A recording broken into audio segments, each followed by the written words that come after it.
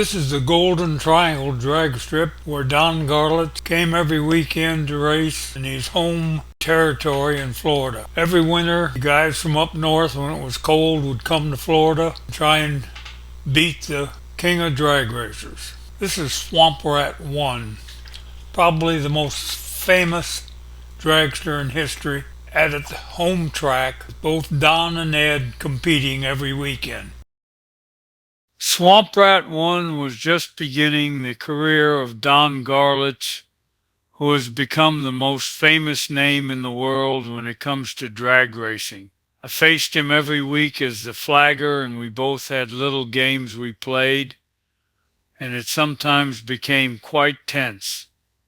No Christmas tree lights, just a set of flags controlled the action on the track. When you face Don Garlits, you better pay attention. I have to add that his wife, Pat Garlits, was one of the nicest people you could ever meet. My wife and I spoke to her years later when Don presented Charlie Hogan with the replica of his Lincoln V12 powered T Roadster. She was certainly the most important part of Don's success with racing and with the fabulous museum in Ocala, Florida. Don and Ed Garlits came pretty much every Sunday when they were in town, and they usually walked away with the prize money.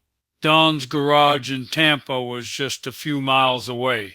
Oldsmar, Florida was a little town built by random olds of Oldsmobile fame, and he laid out a complete town, and then it pretty much remained a small town that had a racehorse track, and our track was out in the boonies toward Tampa. This was a bunch of young guys on a new venture, and it was crude setup at best. Banks on each side of the track, but no fencing. Racers from all over the country came here in winter to face Garlits. Ed Pantley had a little Chevy-powered dragster that had barbell weights to hold down the front end. When we had a lull in the action, we would have him take off the weights, and that caused a wheelie, and the crowd loved it. Wheelies were not common in those days. I lettered Ed's dragster called the Giant Killer.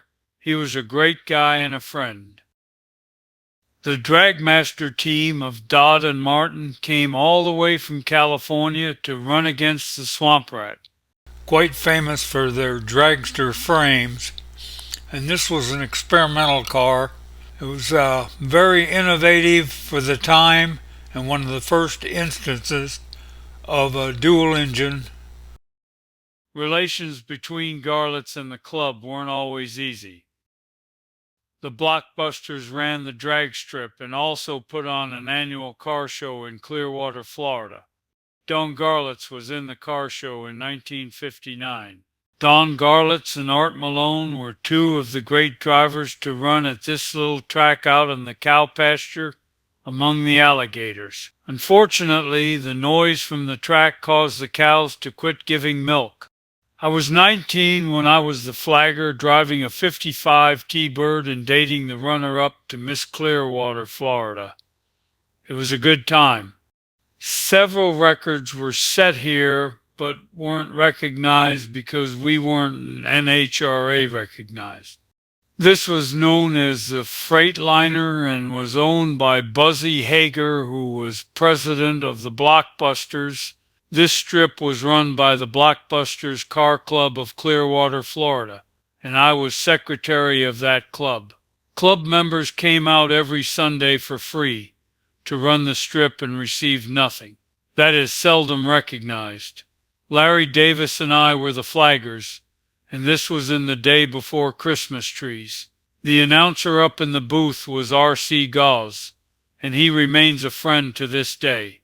We will be continuing with our video series and hope you like and subscribe and come back. We will be adding members to the Old Farts Car Club and enjoying old cars and old friends.